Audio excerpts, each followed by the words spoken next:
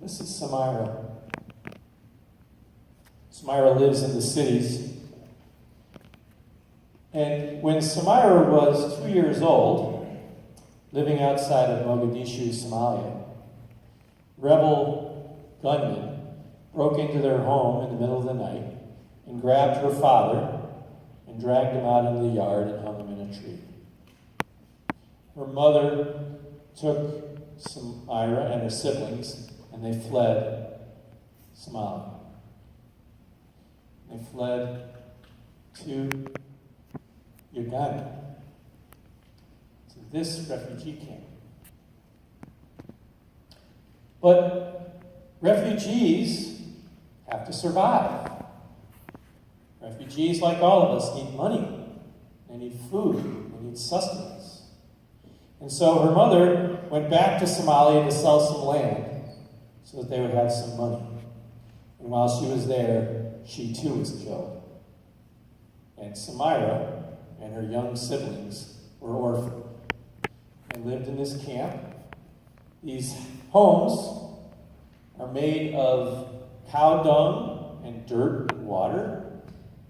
The roofs are, as you see, they're held on by branches using tarps, sheets, cloths to hold that together. The floor is dirt. It's light, and other comes from a single kerosene lamp. And they survived by living, her oldest brother at that time was 13 years old, and he had a job as a dishwasher in a local restaurant. They lived off of less than $2 a day and the scraps that he got from the leftovers from the restaurant. She got malaria 3 times, and the 3rd time she said all she wanted to do was die. She now lives here, and she's going to community college.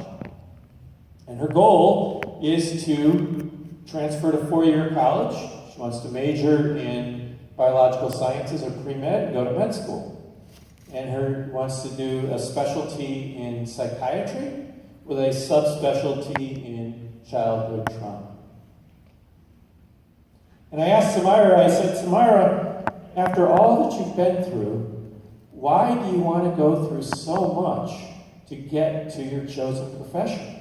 You have a long road ahead of you. You've had a long road already. And she looked at me dead in the eye, and she said, because I never want another child to go through what I went through.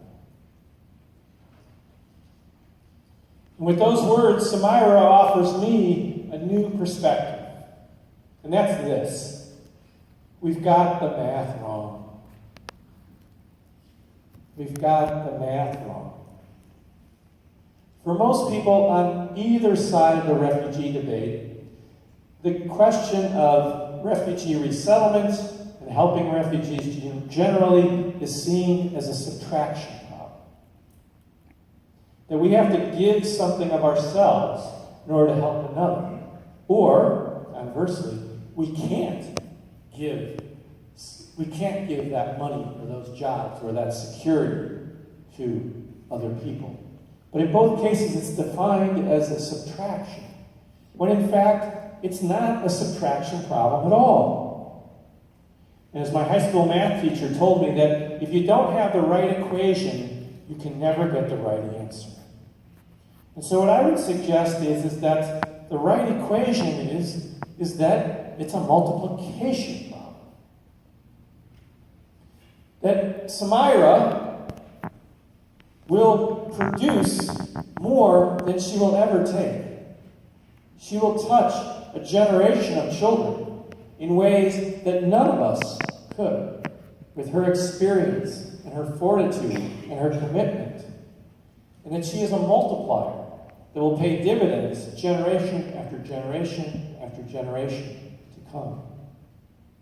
And of course, the statistics on this play it out, even at the macro level. Immigrants and refugees are more entrepreneurial, they're more religious, and they commit far less crime than native-born Americans. In fact, Immigrants, of which refugees are a part, start 28% of all the new businesses in the United States, while being only 13% of the population. Immigrants produce new businesses at a rate twice that of native-born Americans. But I'm back to math again. And I should tell you, I was never very good at math.